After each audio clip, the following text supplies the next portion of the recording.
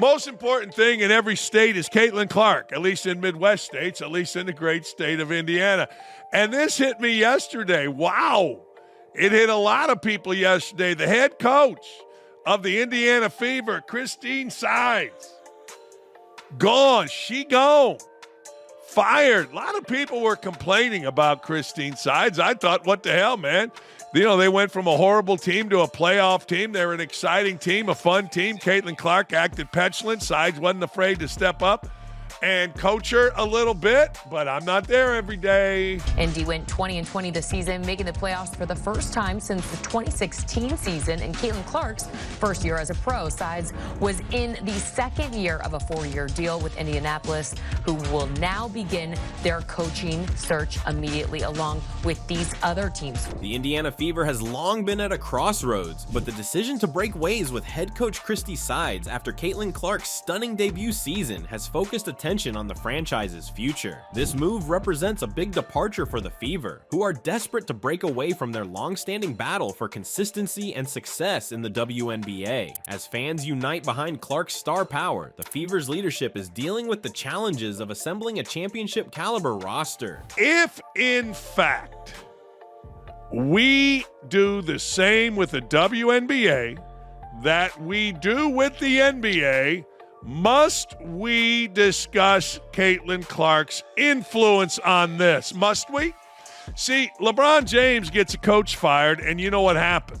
Everybody blames LeBron James, whether or not it was LeBron James. I don't know. In this video, we'll look at why the Fever made this significant move, the variables that influenced their decision, and the stakes involved as they search for Sides' successor. I wonder who it's going to be, but for now, we got to first of all, again, give credit to Christie Sides. What she did as far as the culture in Indiana, it was a losing culture, and she got them all playing on the same page. She got them working like a team. Like, she did a lot of things. Like Christie Sides, I gotta say, she did a lot of things well. But a lot of the things she did well were like good assistant coach things. It's things you want from a good assistant coach. From coaching conflicts to roster growth, Indiana is at a crossroads with great aspirations and even higher expectations for its future. So subscribe to remain up to speed on every twist and turn as we follow the Fever's journey and the most interesting tales from the WNBA. Don't miss the newest video on Dejanai Carrington's ban for steroid usage, which is already causing a stir in the league. Like AB said, like it's a good little taste of, you know, what's possible for this organization and for this franchise, and there's a lot for us to, you know, hold our heads high about. You know, this team won 5 games 2 years ago, so Christie Sides' stay with the Indiana Fever was meant to be a new beginning, an opportunity for the Fever to revamp their on-court approach with an active, defensive-minded captain in charge. However, her stint on the squad was hampered by difficulties that eventually led to her removal. But the truth of the matter is, we must ask the same question. So did the little gal from Iowa get the coach fired? A lot of people, if you're going to do it the right way, you're going to have to say yes, aren't you? So do we also do the same thing, and this is really unfair, but wait for it. Caitlin Clark, do we now do the same thing and say, hang on here, caller. Caitlin Clark, 1 year, 1 coach fired.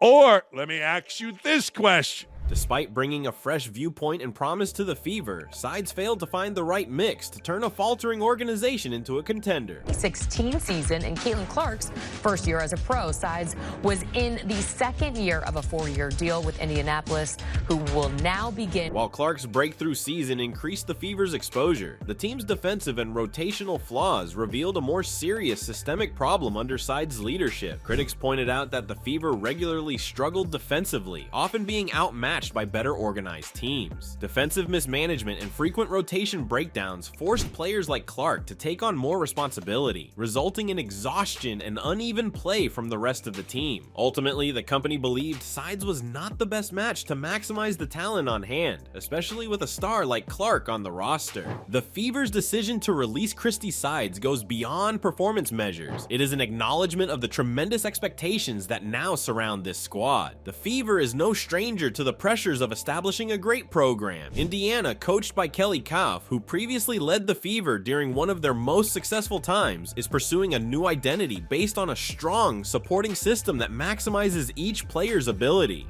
You know, we're all competitors in that locker room, and so it doesn't feel good. It just doesn't feel good to leave here and not have the opportunity to get another one and an opportunity to move forward. But the Fever is now looking for a coach who can take this great group and transform it into a championship caliber club. With Clark's presence and Koff's ambitious vision, the squad has the potential to turn around years of mediocrity. However, with tremendous promise comes enormous pressure. This is a club with a devoted fan base that has been yearning for success, and with Clark in the limelight, the Fever cannot afford to take chances with inexperienced leadership. Back Benley. Here's Clark, a good look from three. She got it! The first three in the career of Caitlin Clark. While the Fever's decision to remove sides was not primarily due to Caitlin Clark, her presence in the club has heightened the need for strong, strategic leadership. Clark is more than simply a franchise player. She is a generational talent whose abilities need the utmost resources, support, and guidance. Her dynamic presence on the court has revitalized the Fever, resulting in record attendance and an inflow of new fans. I got to side with Coach Sides here.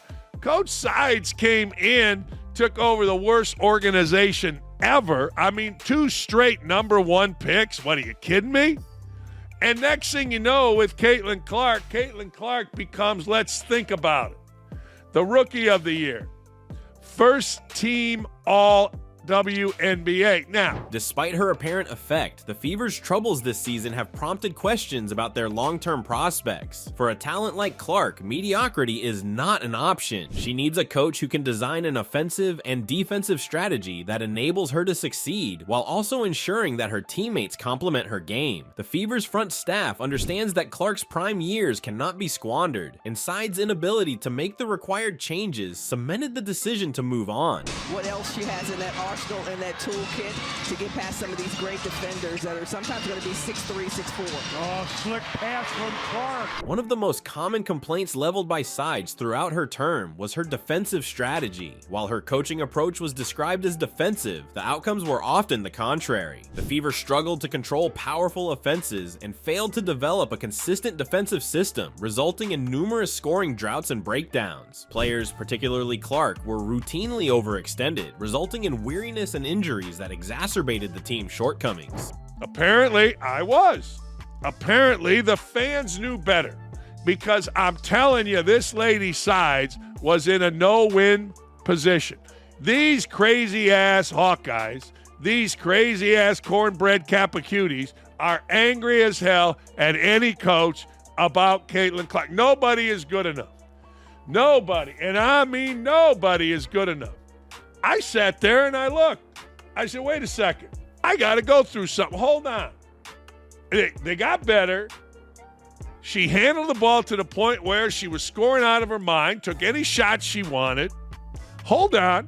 The center, Boston, showed up overweight, played her way into shape. Okay. Clark assisted more than anybody else, and it's the coach's fault? Sides also received criticism for her management of player rotations. Key players like Kelsey Mitchell, who might have offered offensive help and reduced Clark's strain, played uneven minutes and lacked clear responsibilities. As a consequence, the Fever's rotation seems disjointed, with Clark bearing a disproportionate part of the offensive and defensive responsibilities. With defensive troubles worsening, Sides' reluctance to make tactical changes sparked concerns about her ability to manage a team formed around a high-caliber player.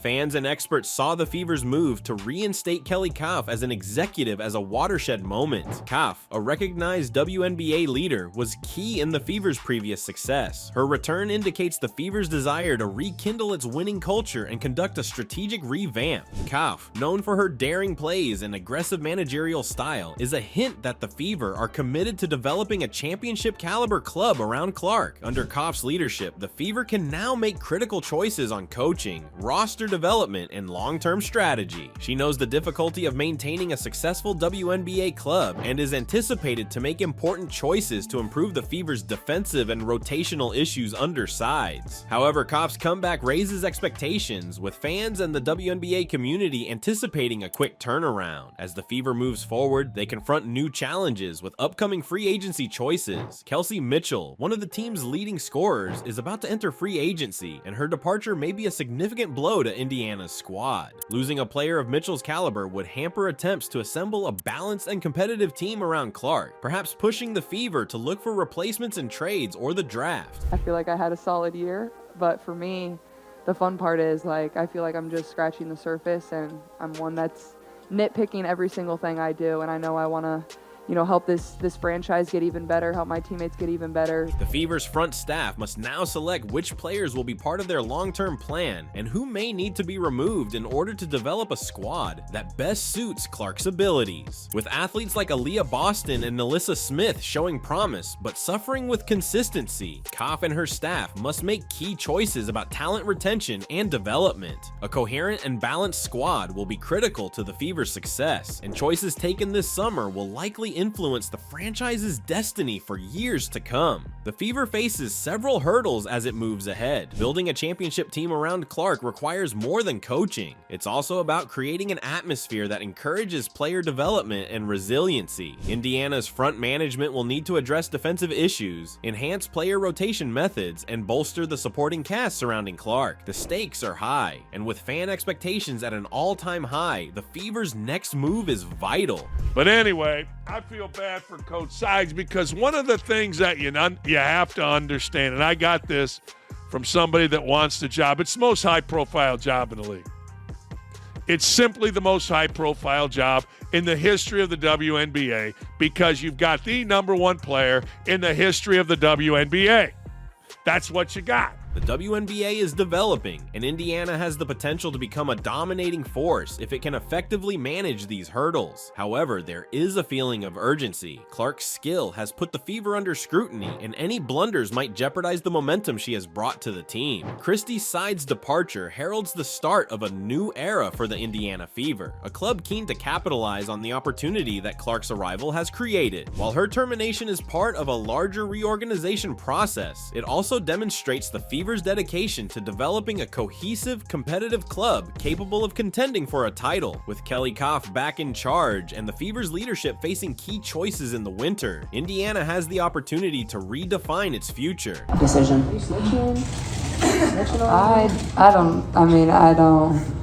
I was focused on beating the Connecticut Sun. I haven't thought too far down the line. As the Fever seeks new leadership, fans and experts will be watching to see whether Indiana can meet the task. This is a watershed moment, and every decision from here might decide whether the Fever becomes a WNBA powerhouse or continues to fight for relevance. So stay tuned, subscribe for the most recent updates on the Fever's adventure, and don't forget to watch our video on Dijanai Carrington's league-shaking steroid suspension. This tale will undoubtedly have far-reaching consequences for the WNBA. I'm disgusted with Sue Bird, okay? Sue Bird, Hall of Fame caliber, Sue Bird, WNBA, college basketball.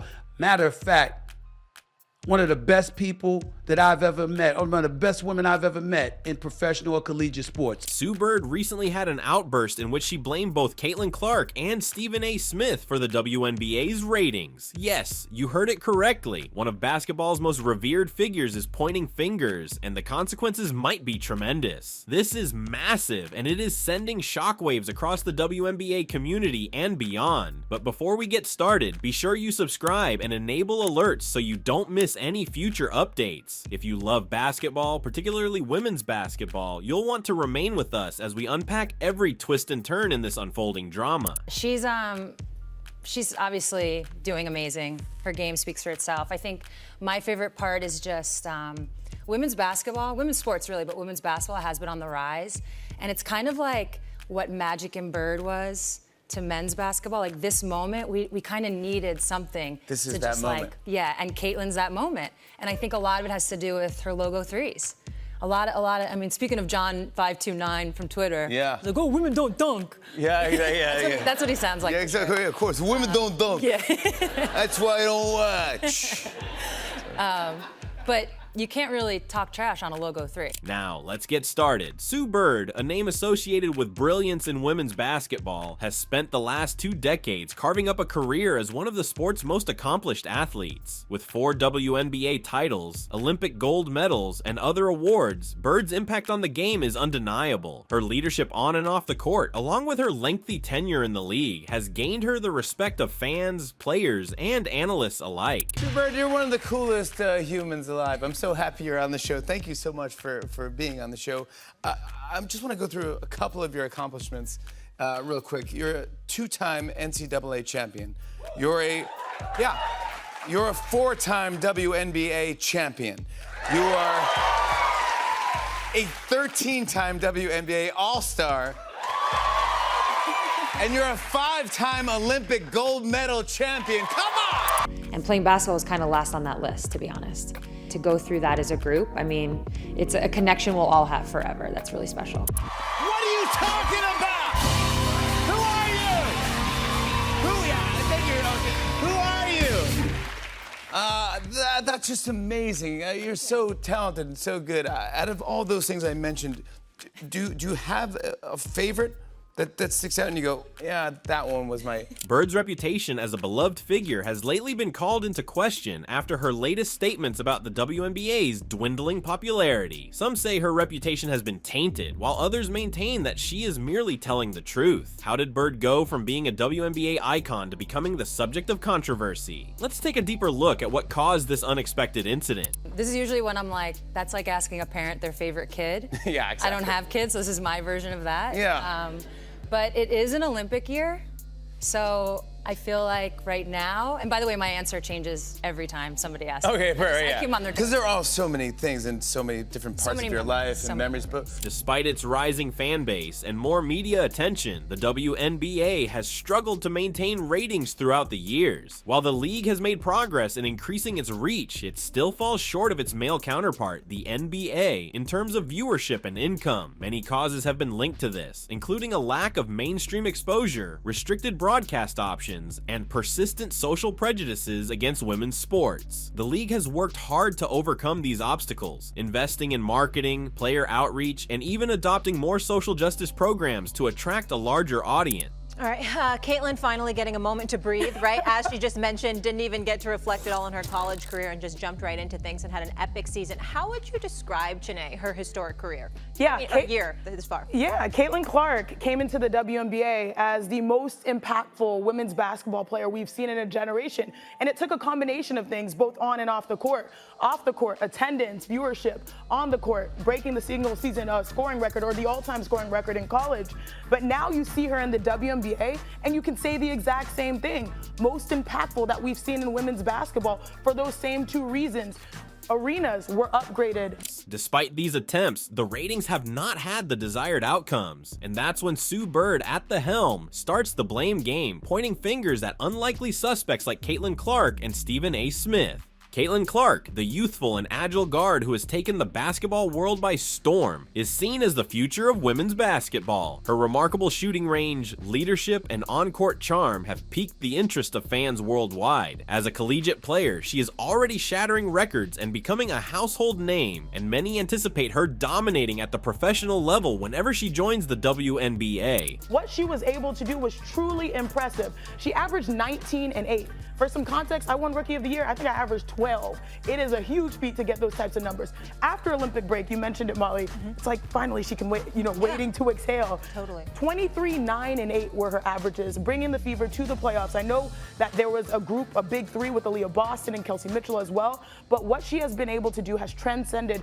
not just women's basketball, but it's women's sports in this moment. However, Bird's recent statements indicate that Clark's quick ascension may be contributing to the WNBA's present trouble. roles. Bird made a stunning remark, implying that Clark's popularity may be overshadowing existing players in the WNBA, diverting attention away from the league and perhaps halting its development. Is it plausible that a rising star like Clark would affect the WNBA's ratings, or is there more to the story? We'll discuss Bird's charges and what they represent for the league's future in further detail. In an honest interview that instantly went viral, Bird voiced dissatisfaction with the present status of the WNBA audience. But what drew everyone's attention were her harsh statements regarding Caitlin Clark. According to Bird, Clark's enormous fame in college basketball is diverting viewers from the WNBA and its established players. Bird went on to say that Clark's rising star is causing an imbalance in media coverage, with more emphasis on her performances than on the league as a whole. This in turn might be contributing to the WNBA's poor ratings, since people are more interested in Clark's trip than in watching professional games. And this one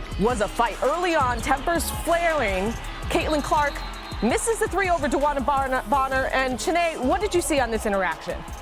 I saw some contact, and this would not be the only interaction, but those players, they pushed through the play, and it gave us one of the best games we've seen in the playoffs. The response to Bird's words has been divided. While some argue that the media has overhyped Clark to the detriment of the WNBA, others say Bird is unjustly criticizing a young player who has yet to join the league. What is obvious is that this incident has sparked discussion about the future of women's basketball, namely the role of young talent in influencing its direction. Sue Bird isn't simply pointing fingers at Caitlin Clark. Surprisingly, Bird also criticized ESPN analyst Stephen A. Smith, one of the most outspoken and important figures in sports journalism. So what did Stephen A. say that upset Bird? Smith, renowned for his strong and provocative beliefs, has criticized the WNBA's marketing and public image. In multiple parts, he has openly questioned why the league has not had the same success as the NBA, even suggesting that the WNBA should modify its strategy if it wants to expand its audience. But I didn't appreciate this article that I read,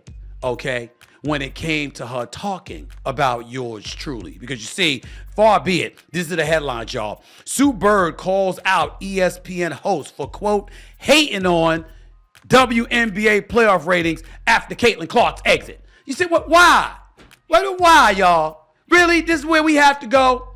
Can we put her quotes up on the screen, please? Because I want everybody to know what she said. What she said about your boy, okay? This is the wonderful, the marvelous Sue Bird. I love her to death. Love her. Interviewed her a few times. I'm such a fan. Bird took issue with Smith's statements, stating that they demean the players' hard work and create a poor impression of the league. According to Bird, statements like this build a perception that the WNBA is failing, which turns off prospective viewers. Smith has defended his position, claiming that his criticisms are intended to benefit, not harm, the league. He feels that open discussions regarding the WNBA's issues are essential if the league is to succeed in a competitive sports market. Bird's statements triggered a flurry of responses from fans and other players. Some have complimented her for speaking out, stating that her worries regarding the WNBA's ratings are real and should be addressed. Others, however, have accused her of shifting responsibility and unjustly attacking people such as Caitlin Clark and Stephen A. Smith. I'm supposed to ignore the astronomical impact she has had compared to others? How Team USA was stupid for not putting her on a team to make sure you help uplift the sport even more? Don't y'all want a greater profile? Don't y'all want more notoriety? Don't y'all want more hype?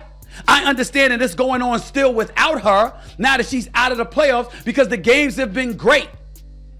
But the fact of the matter is, she swelled the interest in the sport. Bird's words have sparked a heated debate on social media, with some fans supporting her and others criticizing her for refusing to accept responsibility for the league's troubles. The issue has also generated wider concerns about the WNBA's future, including what needs to be done to enhance viewership and promote the sport. Bird has remained relatively quiet since the first interview, yet her statements continue to influence the basketball world. It remains to be seen if she will respond to the reaction or allow her statements to stand alone. This dispute is much more than simply one interview or one player's viewpoint. It is about the WNBA's future and what it will take to realize its full potential. The fact that a recognized athlete like Sue Bird is openly voicing worries about ratings indicates that there are more serious problems at hand. I'm disgusted with Sue Bird, okay? Sue Bird, Hall of Fame caliber, Sue Bird, WNBA, college basketball. Matter of fact, one of the best people that I've ever met, or one of the best women I've ever met in professional or collegiate sports. I love her. The WNBA has made remarkable strides over the years, but more must be done to attract the interest of a larger audience. Whether it's investing in new marketing methods, promoting rising players like Caitlin Clark, or responding to criticism from voices like Stephen A. Smith, the league must find a way to adapt to a constantly shifting sports world. One thing is certain, the WNBA cannot afford to ignore the topic. The league's future rests on its ability to expand its fan base and demonstrate that women's basketball merits equal attention and respect as men's basketball. The importance of media attention to the WNBA's success cannot be emphasized enough. As Bird pointed out in her interview, much of the spotlight in recent years has migrated to young players like Caitlin Clark, perhaps diverting attention away from the league itself. However, this does not imply that media attention to young athletes is negative. Indeed, it is critical to the sport's future development. The trick is to strike a balance between promoting emerging talent and preserving the exposure of old stars. The media has a significant impact on public opinion, and if the WNBA wants to expand, it must guarantee that its top performers are continuously in the limelight. I think so many people are watching women's basketball right now. It all started from the national championship game, and I've been dealing with this for 2 years now. And understanding, like, yeah, negative things have probably been said about me, but honestly, I'll take that because look where women's basketball is. People are talking about women's basketball that you never would think that we'd be talking about women's basketball. People are pulling up to games. We got celebrities coming to games, sold out arenas, like, just because of one single game. And just looking at that, like, I'll take that role. I'll take the bad guy role, and I'll continue to take that on and be that for my teammates. And if I want to be that, and I know I'll go down in history, I'll look back in 20 years and be like, yeah, the reason why we watching women's basketball is not just because of one person. It's because of me too, and I want y'all to realize that. Like, it's not just because of one person.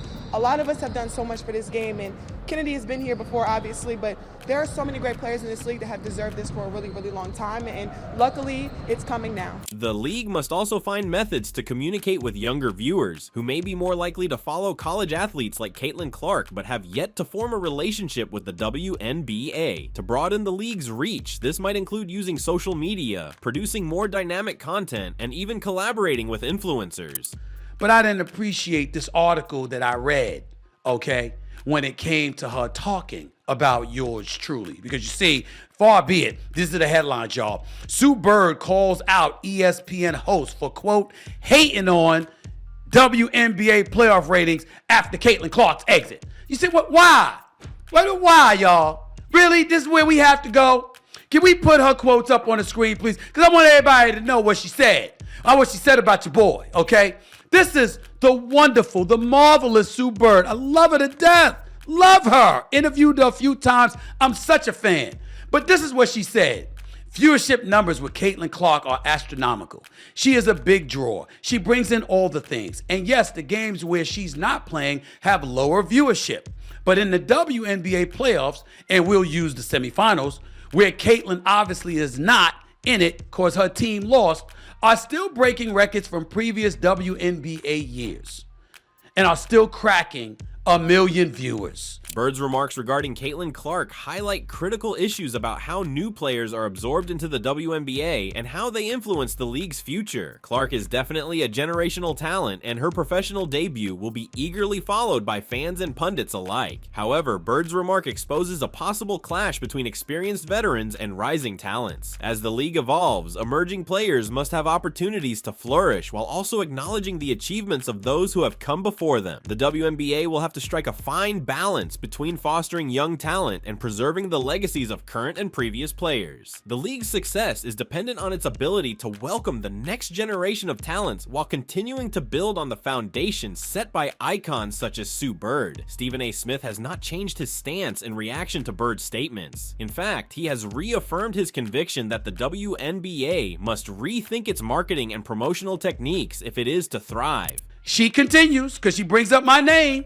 So these numbers are still really high, and they're still really meaningful. And yet some people continue to flip that. I've seen Stephen A. Smith talk about it. I've seen Shannon Sharp talk about it. And what I don't understand is they work for ESPN. So why are you hating on a business ESPN is in?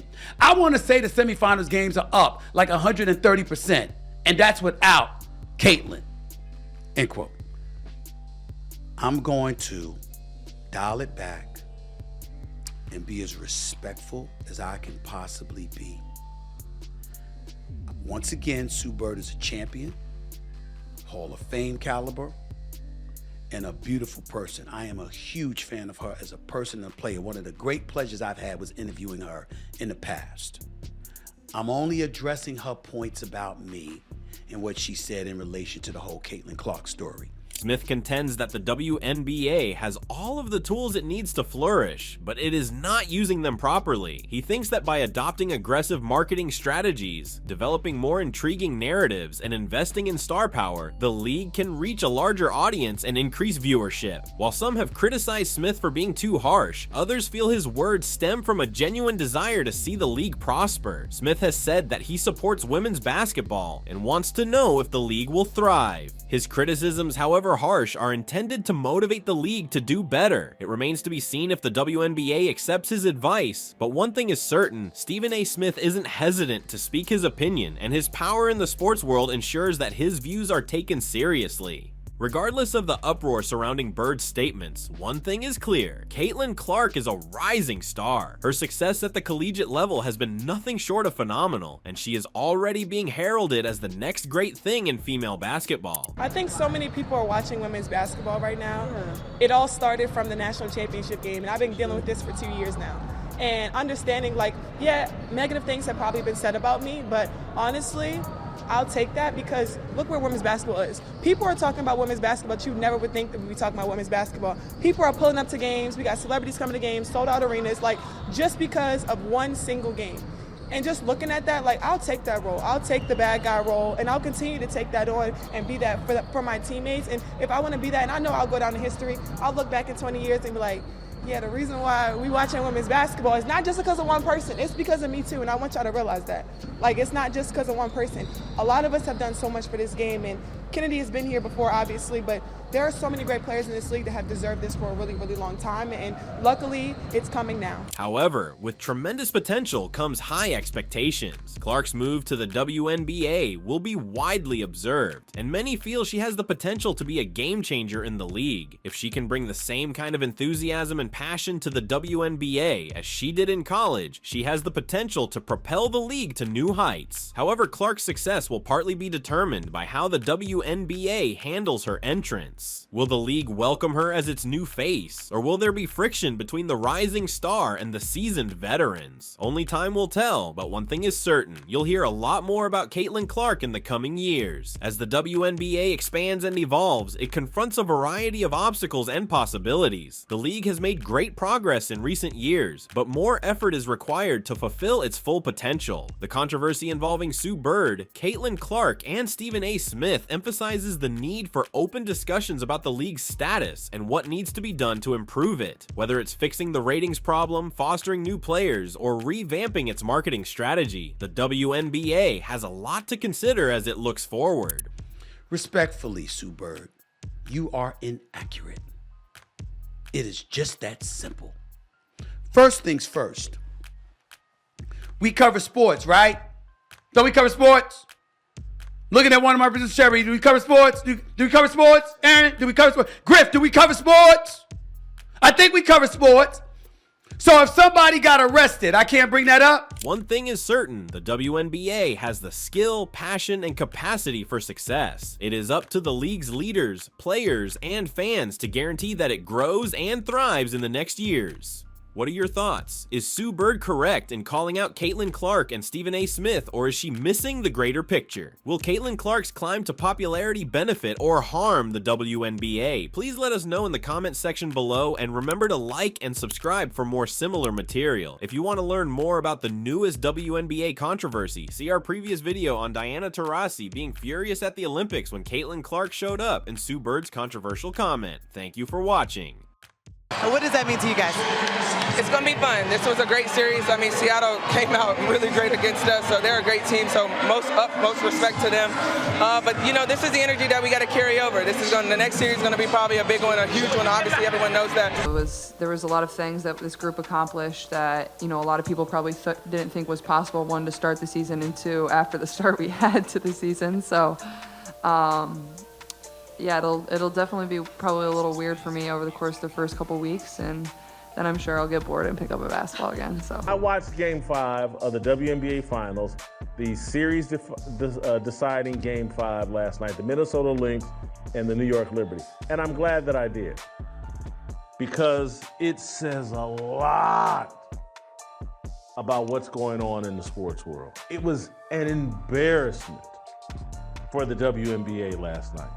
It was proof that this league is so heavily dependent on Caitlin Clark. In one of the most dramatic turns of events in WNBA history, Caitlin Clark, the emerging star of women's basketball, was able to overshadow Liberty's first ever WNBA championship triumph, leaving league MVP A'ja Wilson visibly angry. After a dramatic overtime that saw Liberty win their much-anticipated title, the focus switched to Caitlin Clark's unexpected limelight, and not necessarily to her role in the game itself. Instead, her achievements and continued success in a variety of fields dominated the headlines, overshadowing what should have been a watershed moment for the Liberty brand. And now for the presentation of the 2024 WNBA Finals Trophy and the WNBA Finals MVP Award. Why did A'ja Wilson lose her composure? How did Caitlin Clark, who was not even in the final, manage to overshadow Liberty's historic victory? Buckle up, because we're about to dive into one of the most talked about storylines in women's basketball. Before we get started, be sure to subscribe so you never miss out on the newest sports drama and insights. Also, like this video and click the notification bell to stay updated. For years, the New York Liberty has been the WNBA's bridesmaid, coming close to championship glory but always falling short. The team's support base remained devoted, thinking that one day their cherished club would finally win the ultimate reward. That desire was eventually realized in 2024. Sabally with the 13 points in the 17 minutes.